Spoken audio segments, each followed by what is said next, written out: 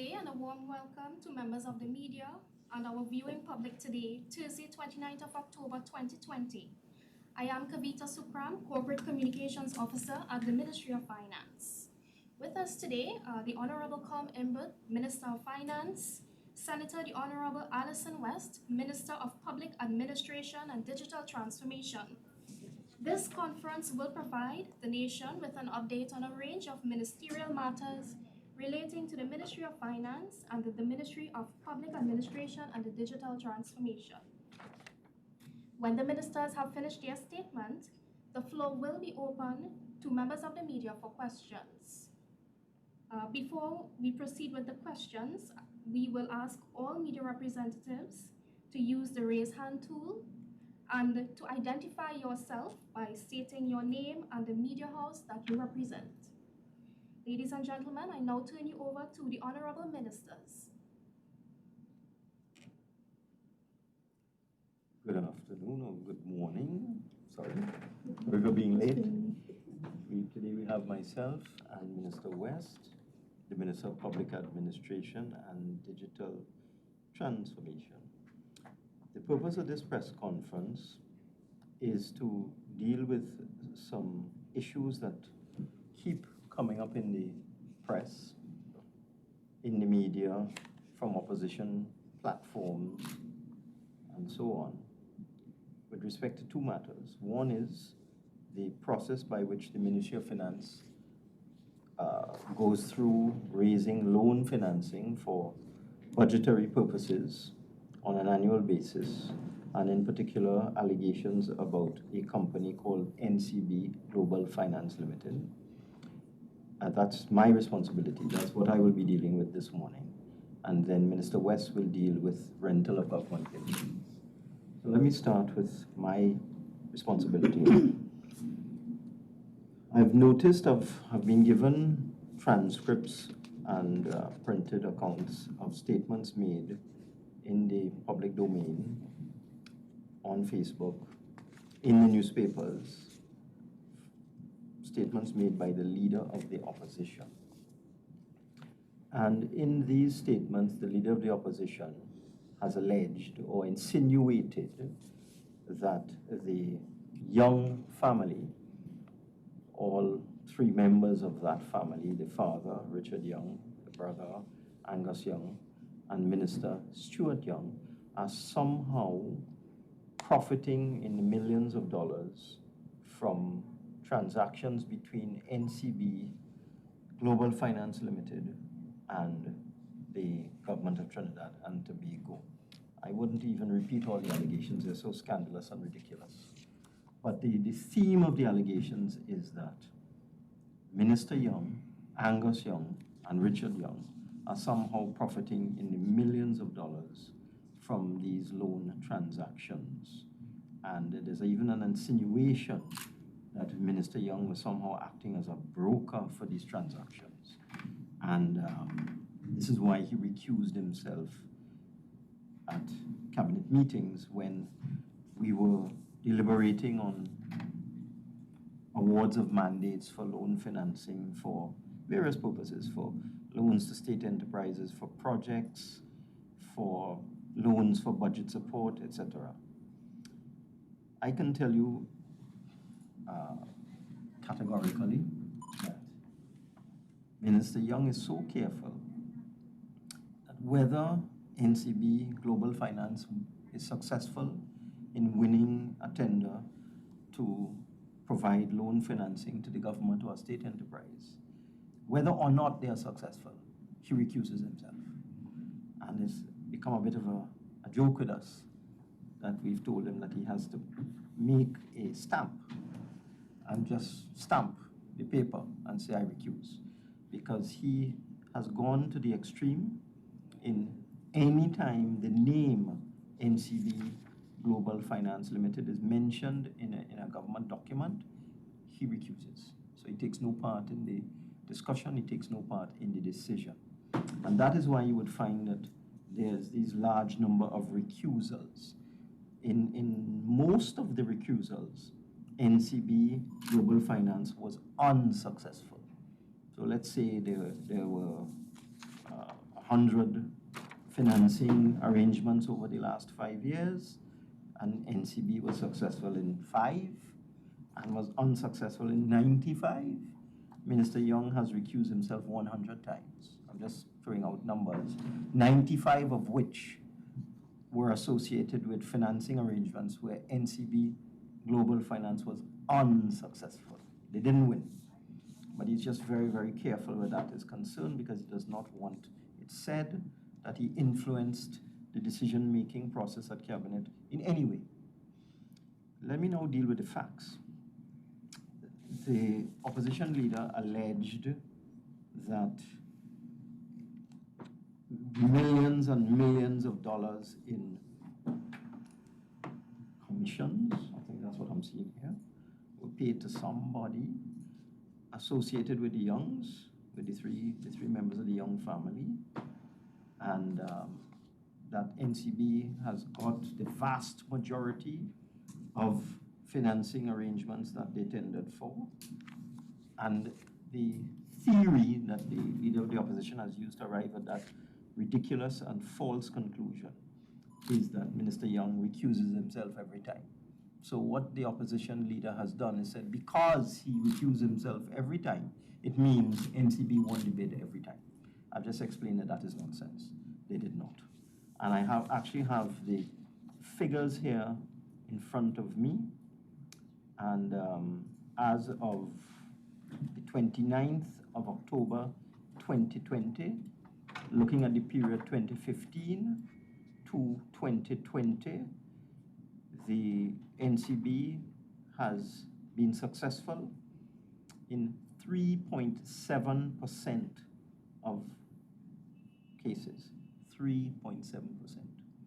So let's say the government borrowed $70 billion, just throwing out a number, NCB would have been successful in just over $2 billion of that. So let me repeat that in 96.3% of occasions that the government has borrowed money, whether from Answer Merchant Bank, Citibank, First Citizens Bank, Royal Bank, Republic Bank, Scotia Bank, etc., because we borrow from everybody. What happens is that there's a request for proposals, and it's evaluated based on a number of parameters, including interest rate, the tenor of the loan, the length of time, the fees being charged by the financial institution, and all other charges.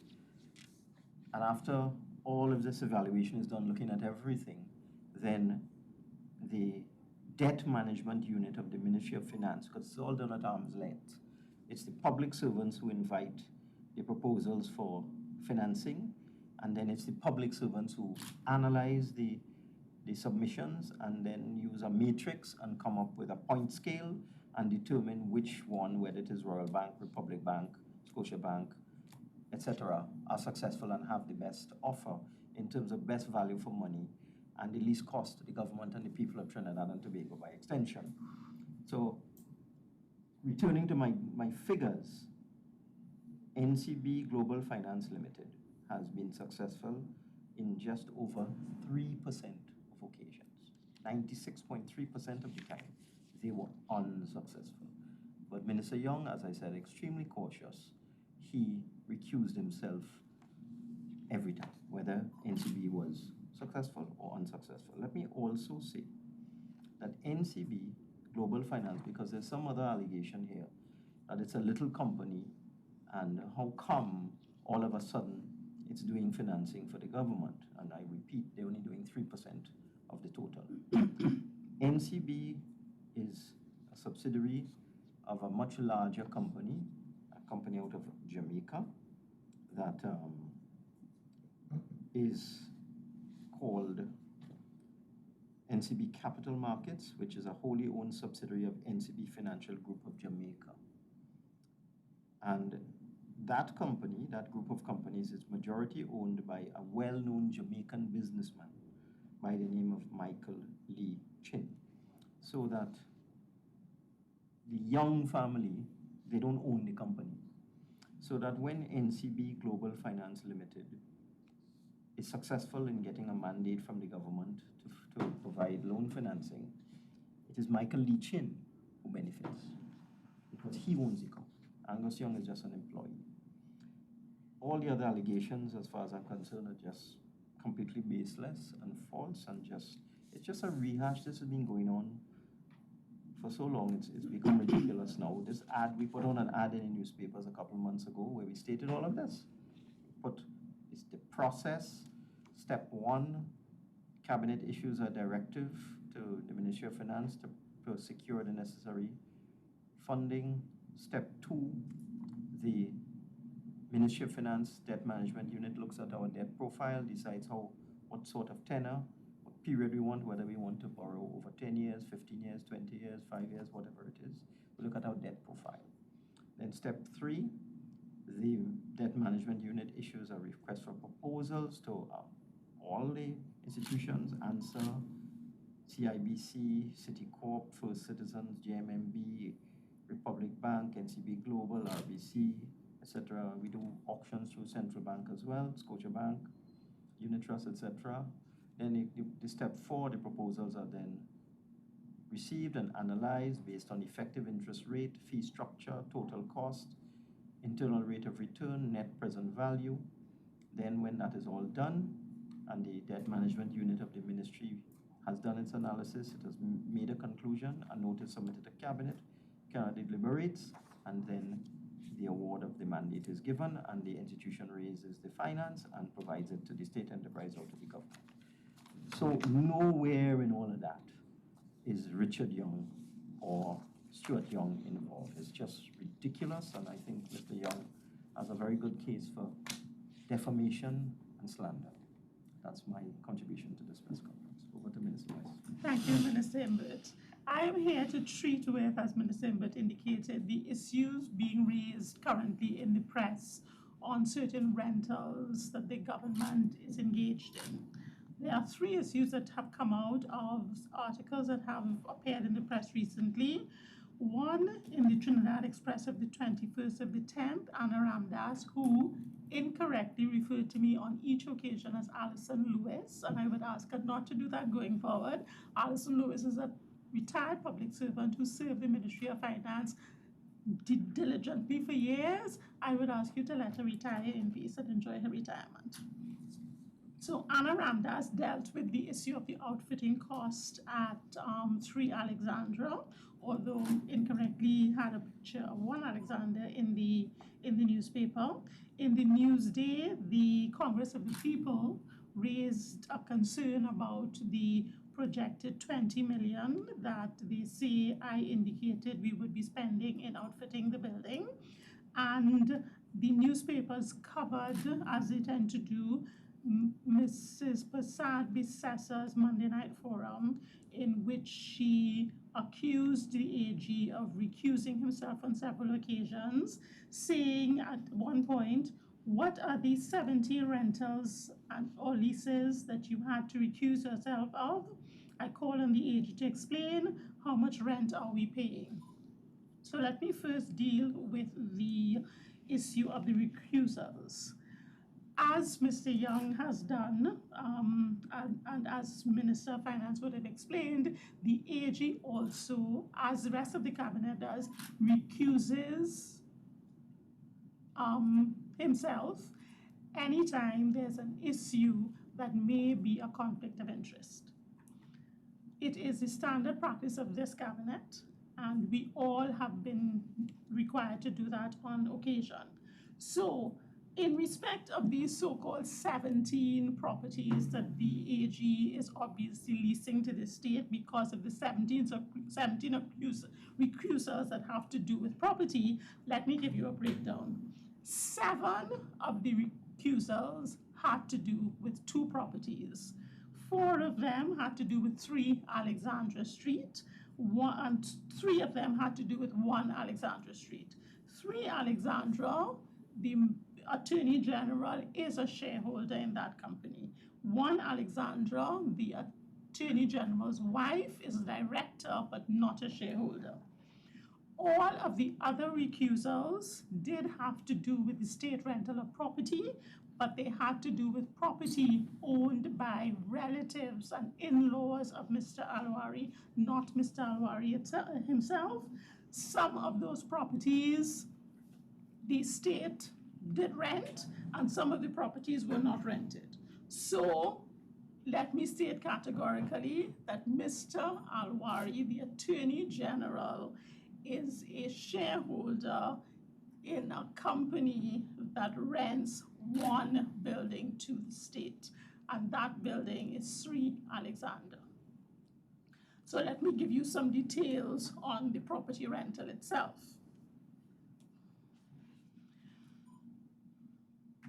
This building is a building that was under construction around the beginning of the term, and even prior to the prior term of this current administration. As early as March of 2015, before this government came into power, the Property and Real Estate Division, which falls currently under the Ministry of Public Administration and Digital Transformation, received a request from a ministry expressing interest in that building. So while the UNC was in power, the government started to show an interest in that building, which I believe construction was coming to an end to at that time. The building is 40,000 square feet.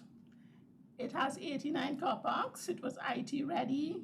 It has a generator. It has 2 elevators. The commissioner valuation, in conducting her valuation or his valuation at the time on this property, categorized the building as a modern / executive building. So, and that would determine the valuation. The valuation received from the commissioner of valuation when we were considering in 2016, 2017 renting that building was $640,000. Because the cabinet and the Property and Real Estate Division, which falls under me, is meticulous in determining that we get value for money, we sought a second valuation from an independent valuator, and that valuator also valued the property at an amount in excess of the rent that we currently pay. I will also tell you that in June 12, 2015, while the UNC was still in power, the Property and Real Estate Division proposed to rent that building for $720,000. The rent that this cabinet approved in 2017 to pay to the landlord is $600,000 per month. So the UNC was prepared to lease that building for $120,000 more than this cabinet is paying for it now, but yet it continues to be a problem. So are we getting value for money? The rent that we are paying is equivalent to $14.31 per square foot, and this is only in respect of the areas which are usable, because the valuation division has switched to the American approach to valuation, where they do not value the common areas. So bathrooms are excluded, stairways are excluded, the lobby area and so are excluded, so that the net space applied to the rent gives you a square footage cost of $14.31 per square footage. In determining whether we were getting value for money, we compared this rental with other rentals, both renters engaged in by the state and renters engaged in by private sector persons. So the CSO occupies a building at 47 Frederick Street, which is rented at $19.92 per square foot. The Children's Court occupies a building which is rented at $16.85 per square foot. The Ministry of Sport occupies a building which is rented at $16.06 per square foot. The Ministry of Public Utilities occupies a building which is rented at $13.52 a square foot. All of that comparing very favorably with the per square footage rental paid in respect of 3 Alexander. When we look to what the private sector is renting buildings of equal quality for, we look around the Queen's Park Savannah, and we see 70 to 20 Queen's Park Savannah rented for $22 per square foot, and the Sagicor building at $21.31 per square foot. So when the cabinet considered all of these facts and looked at the appropriateness of the building for the use to which we had intended to put it, we concluded that it was very reasonable. The AG is not benefiting over and above what he should based on the fact that he's a member of cabinet. So that has to do with the rental of the building. The other accusation, it has to do with how much we are paying for outfitting the building. What I had indicated during the Standing Finance Committee discussion in Parliament last week was that the estimate arrived at by the CPO for outfitting the building was $20 million. So far, the CPO has spent a total of $8 million because we all know the Ministry of Finance has been challenged with the level of demands for all the ministries and has been pushing back. So the CPO has only spent so far $8 million and it's outfitting the building incrementally as it goes. Notwithstanding that the building is being fully occupied and used, what the CPO has been forced to do in the interim is to use furniture brought from its previous buildings. And also what it's doing to bring down the cost, the proposed cost of outfitting, is engaging the Ministry of Works to do a lot of the work that would normally be outsourced. And it is also using or proposing to use open source software for its PBX system. Now, people are asking why 20 million? It sounds like a lot of money, but if you look at any building that is rented by anybody, when you move into an Opta building to use as an office, you acquire a building that is an open floor space, just an empty shell. You have to put up blinds, you have to put up workstations, you have to put up partitions, you have to put up offices, IT, signage, carpeting perhaps in certain places, outfit the kitchen, buy desk and chairs, conference rooms. All of these things have to be built in. So it's not that we are renting a defective building or overpaying for a building. Outfitting a building is a normal process and it is an expensive process. When we look at other outfitting costs, as the Minister of Finance would have indicated in the Set Finance Committee, we are outfitting currently the Waterfront Tower D for the judiciary, and that is costing at least twice what the proposed cost of outfitting the CPO's building is. So the CPO's cost in the normal course of things is reasonable. Minister Young would also have indicated in said Finance Committee that the UNC would have outfitted the building at 1 Alexandra Street, which is right next door to the building that the CPO occupies, for $127 million. $51 million of that relates to one of the outfitting contracts, which was under challenge before the courts, and that matter has been resolved. So seeking to challenge a building that costs less than 1/5 of what the UNC spent to outfit the building that is right next door is scandalous. They know better, and they are trying to create issues where none exist. So essentially, that is it. I would also say that notwithstanding the fact that the UNC spent $127 million on 1 Alexandra Street, they did not occupy the building for 5 years. There's another building in Barataria on which they paid rent of $1 million a month that they did not, that they supposedly procured for the CPO that was never occupied for 3 years at $1 million a month. So attacking this government, which is being very responsible in its rental policy, is ridiculous and a non-starter, and I hope that clears up a lot of issues that the press has been pursuing based on comments made by the UNC. Thank you. We now open the floor for questions. However, before we proceed with questions from the media, I want to kindly ask all media representatives to please use the raise hand tool, and also to please identify yourself by stating your name and the media house that you represent before you ask your question. So if there are any questions at this time, I will now invite the media to do so.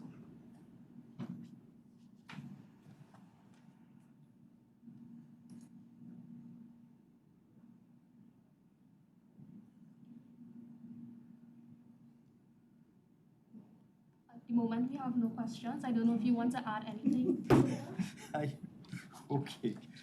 I just want to add that I've been looking at the allegations that the Leader of the Opposition made on Facebook on the 2nd of August. And there are 3 different things being said here. One of them is that the Young family, which is father and 2 sons, have made millions of dollars from associations with government. That's allegation 1. Allegation 2 is that NCB won the vast majority of contracts to finance government business. And allegation 3, and that Minister Young somehow profited from that. And allegation 3 is that their father also was a broker or commission agent and got millions of dollars. I want to state categorically that I have never had any interaction whatsoever with Minister Young or the father, Richard Young, with respect to financing, loan financing. They have had no involvement whatsoever, neither the father nor the son. And there's no truth to any of this whatsoever. And if I may add that when the CPO moved into the building at 3 Alexandra, it was in response to a request from them to consolidate their offices because they were operating at the time out of 4 different offices in Port-of-Spain, which created costs in terms of moving paper and people around and delays and inefficiencies in operation. The CPO assures me that in the new space, they can operate much more efficiently as a whole unit, and because of that, they are more able to effectively fulfill their mandate. I would also like to indicate that the very building that we're being attacked about, the 3 Alexandra, was, as I indicated earlier, something that the Property and Real Estate Division was pursuing even during the tenure in housing where it was at the time of Dr. Rudal Munilal. A request was made and interest was shown by letter. That letter was copied to Mr. Munilal. So to pretend now that it is a PNM thing and that we are abusing our position, it really is a ridiculous stance to adopt. So we do have a couple of questions coming in, and I will begin with our first question from... Hi, good day. You may proceed with your question. Please identify yourself. Yes, hi, good afternoon. Sonal Lala from TTT News. Minister Imbert, you mentioned that NCB Global has been successful in, I think, 3.7% of the cases. Can you give us an amount, how much these contracts amount to? And secondly, I'm not sure if I missed it because my internet is lagging a bit, but could you say how many times Mr. Young actually recused himself? Well, I don't have the information on how many times he recused himself. I am dealing with the allegations made by the Leader of the Opposition. And what the Leader of the Opposition has said is that Minister Young recused himself 57 times. So that is the allegation I'm dealing with. Whether he recused himself 57 or 157 times, I can't say. What I can say is that every single time we submitted a note to Cabinet, this is the Ministry of Finance, with respect to getting Cabinet approval to award a mandate to a bank, and I want to read them out again: Answer Merchant Bank, Citibank, FCB, First Caribbean, Royal Bank, Republic Bank, Royal Merchant Bank, Scotia Bank, that sort of thing. Every time the Ministry of Finance approached Cabinet with respect to awarding a mandate to a particular bank with respect to arranging a particular loan for a state enterprise or for the government directly, and NCB had tendered, whether they were successful or not, Minister Young recused himself. So I would think over the period 2015 to 2020, that would be a considerable amount of times. But within that matrix, NCB was only successful out of $70 billion in all. NCB was only successful with respect to 2.6 billion, which is 3.7%. So the grand total of financing, which includes refinancing of government debt, payment of principal, sinking fund contributions, etc., and budgetary support and state enterprise debt, $70.8 billion. And out of that, NCB was successful to the tune of 2.6 billion, which is 3.7%. As to how many times Minister Young recused himself, I don't know. And I've just had confirmation that Mr. Richard Young has denied absolutely the scandalous allegation that he acted as a broker or commission agent for NCB, and he has told me definitively that he has not had anything to do with this, and he has received no money from NCB for any purpose whatsoever with respect to government financing. I just want to put that on the record. I just asked him flat out. I know that we have had no contact with him, that he doesn't come here, he doesn't get involved, we have no communication with him whatsoever. I just asked him to tell me whether he had in fact acted as a broker commission agent for NCB, and he said absolutely not, and has received no money from them. So this allegation from the leader of the opposition that Minister Young's father was a commission agent or a broker for NCB Global Finance and got millions of dollars is an outright lie. Thank you, Minister. We'll move on to our next question. Good morning. Yeah. Good morning. Please identify yourself and proceed with your question. Good afternoon, hostess. My name is Anthony Wilson at the Trinidad Express. I have 5 questions to the Minister of Finance. All right, Anthony, can you hear me, Anthony? Yes, I can. This press conference is about 2 things. One is NCB, let me finish, Anthony, if you don't mind. One is NCB, Global Finance and allegations related to Angus Young, Richard Young, and Stuart Young, and the other is rental of government buildings. Any of your 5 questions relate to those matters? All of them. Oh, great. The first question is, this issue was raised, the issue of the alleged involvement of the Young family in the government was raised during the election campaign, which the UNC lost. Yes. Why do you think it's being raised again? I think it must be the internal elections in the UNC. I guess the leader of the opposition is looking for relevance. I don't know. Maybe the UNC is hurting still from that defeat, that back-to-back defeat, and maybe they want to try and say that the PNM is as bad as the UNC. You know, misery loves company, yeah? So maybe they want to join us in their bacchanal, but we are not like them. So I just want to make that point. We are not like them. I don't know why. If there are issues about the transparency of the government raising financing, why doesn't the Ministry of Finance publish the RFPs and the results of the loan mandates so that everybody could see what was requested and the outcome of that request? I would have to get advice on that. That might fall into the realm of confidential banking information. You know, with banks, there's a particular regime in terms of confidentiality, so I would seek advice on that. I can state categorically that when we look at every single one of them, based on these factors that I have outlined here, effective interest rate, fee structure, total cost, internal rate of return, and net present value, that is what determines who wins. Whether I could publish all the bids, because some of these may be trade secrets as well. You know, the banks may not want people to know what they're bidding, but I'll seek advice on that. Why was the WASA bond maybe in May or June cancelled? As That NCB. is one that. Anthony, is that NCB? Yes, yes, definitely. That is a loan mandate that the technocrats of the Ministry of Finance determined should have gone to NCB Global Finance.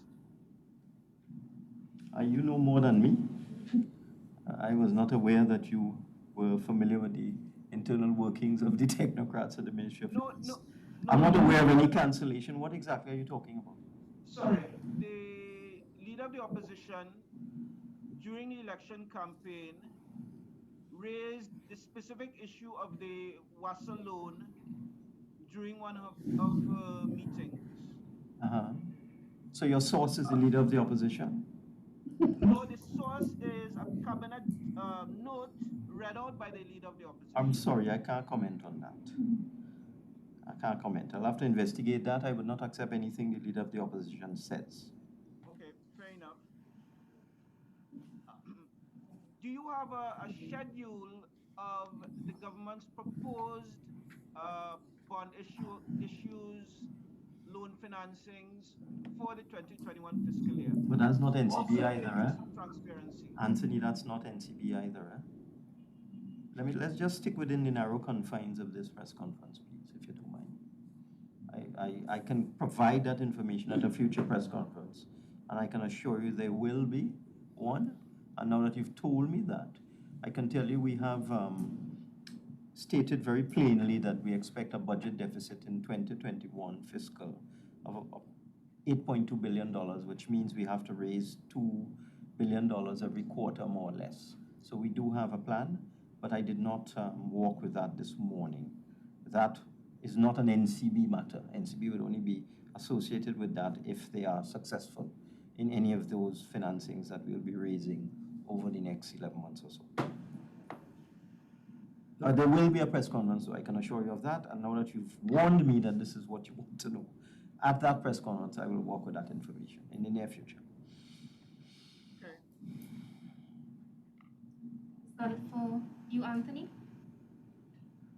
Yeah, I'm good for now, thanks. You ministers? Encourage him. He doesn't. We have no questions from That's any it? members of the media this time. Well, great. So we can wrap. Fantastic. Thank you. Thank you very much. Thank you all for Okay. joining with us. Very Enjoy cool. the rest of your day. Okay, thank you.